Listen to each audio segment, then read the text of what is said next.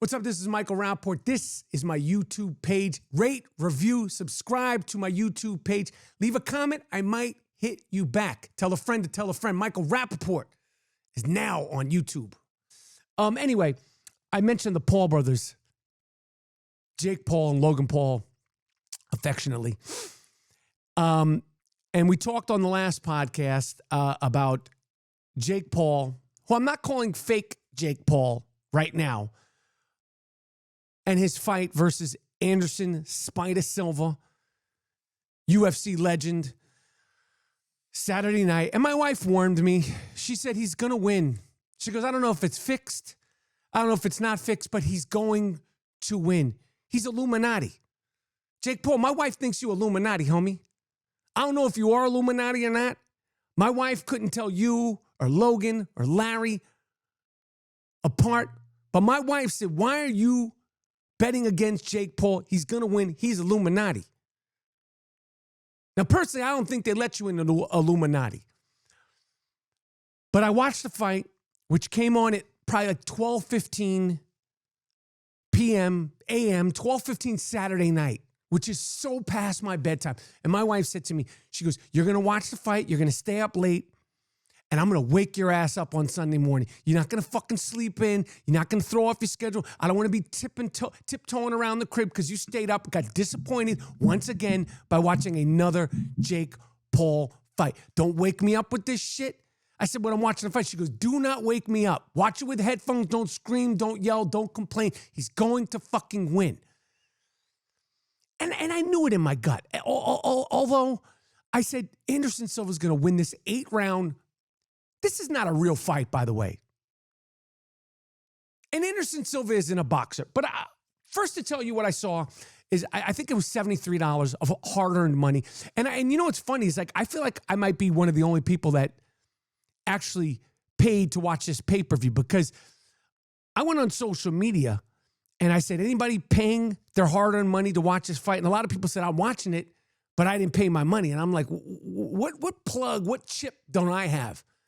Because I resent myself.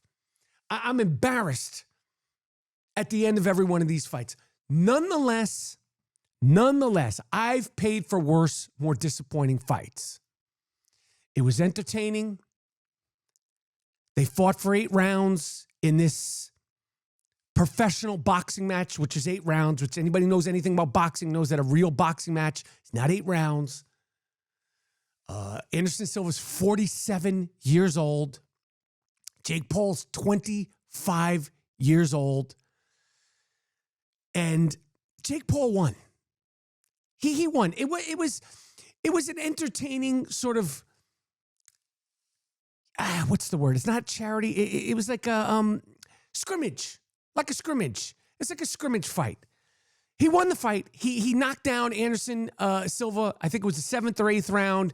You know, with a grazing right hand, but he caught him. He knocked him down. Anderson Silva said, I lost. He lost the fight. Jake Paul won the fight. Anderson Silva lost the fight. I spent $73. I'm the asshole. I'll say it again.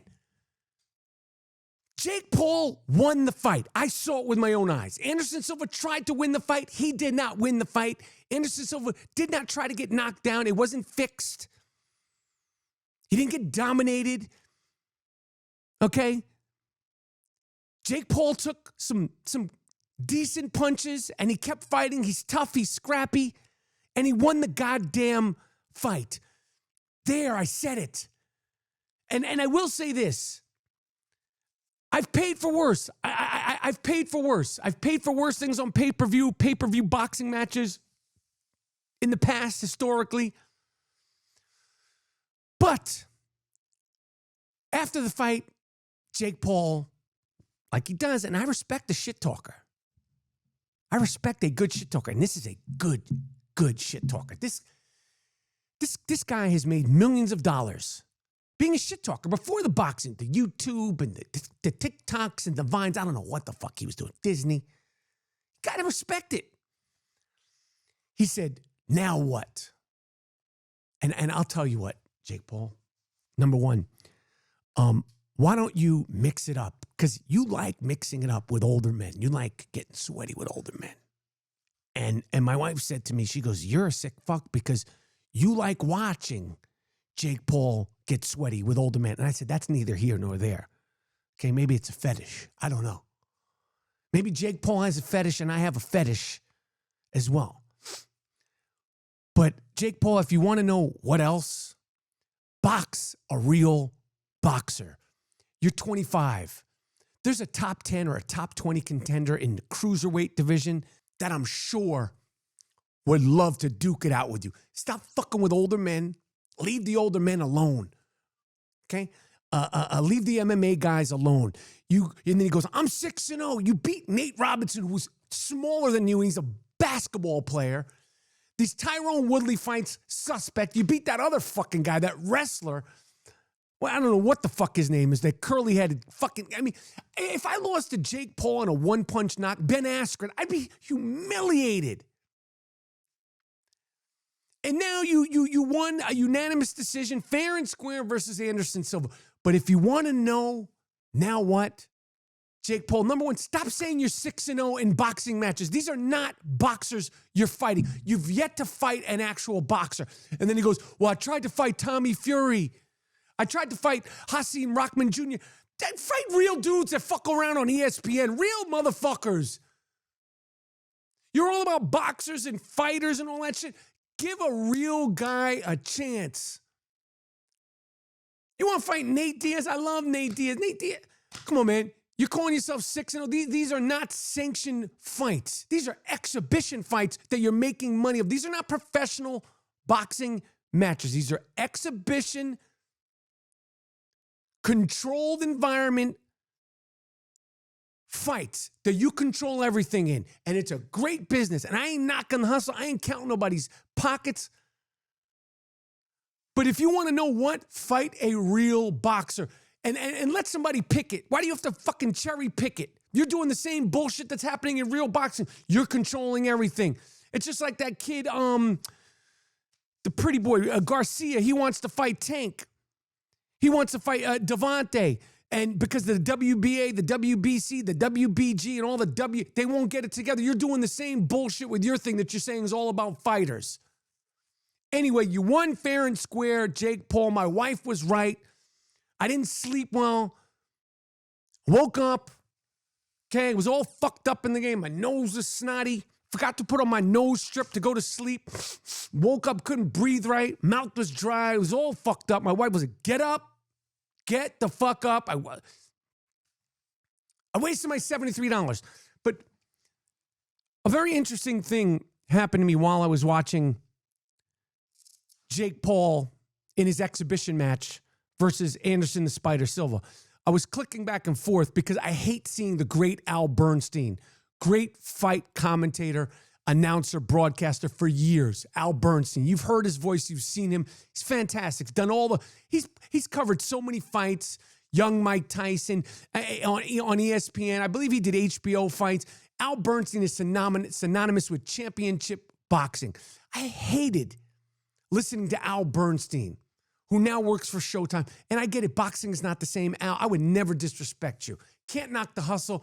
You're a businessman. You've been doing this for probably 30-something years. But I just couldn't listen to him break down the attributes of Jake Paul, the boxer. I was like, I can't do it, Al.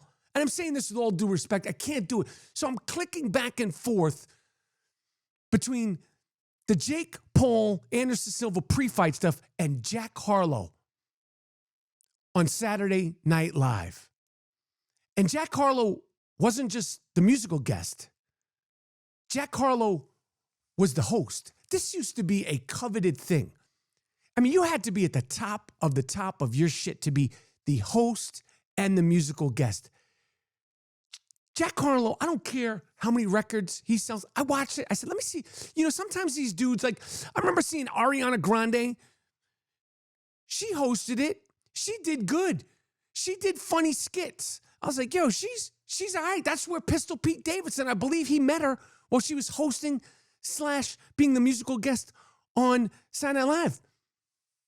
She did good with her skits. Some people do good with their skits. I was like, let me see, because you see a different side of them. Miley Cyrus, she did a good job too.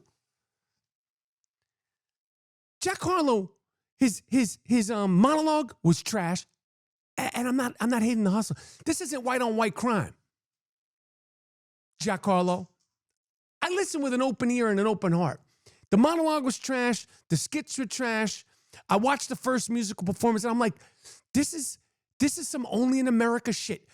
Michael Rapaport, 52, is staying up way past my bedtime, knowing that it's going to fuck up my fantasy football / NFL Sunday, knowing that my wife is going to harass me for staying up, knowing that's going to fuck up my Real Housewives of Potomac on, no one's going to just fuck up my entire Sunday schedule.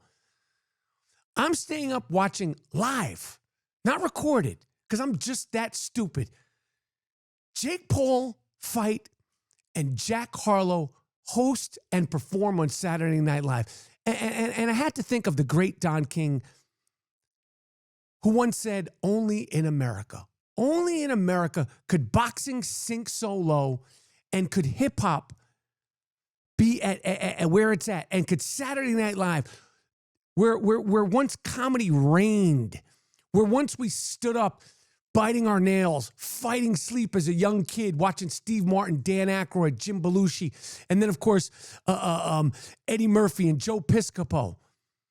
And then, of course, the Adam Sandlers and I'm forgetting all the people that came through Saturday Night Live to get to where Jack Harlow can host and be the singer. And then I'm flipping back to watch Jake Paul. I thought of the great Don King, who infamously said, only in America can these TikTok, Vine, Snapchat-ass motherfuckers be at the top of the motherfucking pop culture and sports food poll.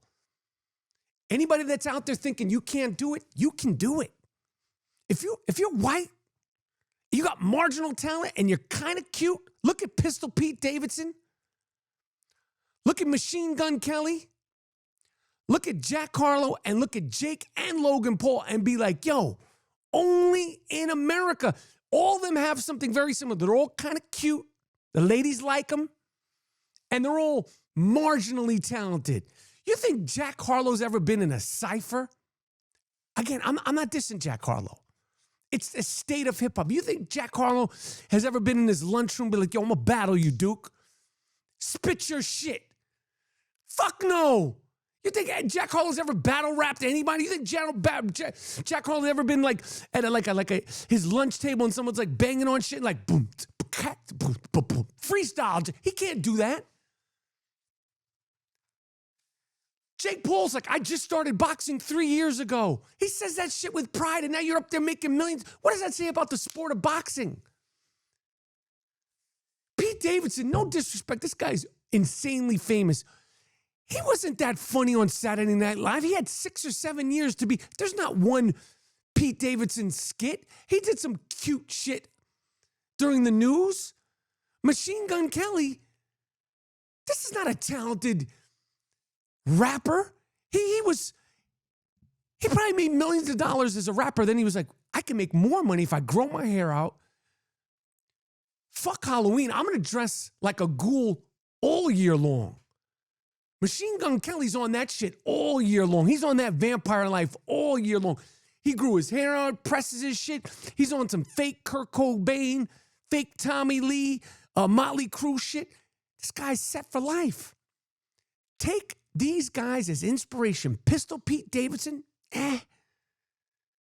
Logan and Jake Paul, Jack Harlow, and Machine Gun Kelly, And think of the great Don King. Only in America.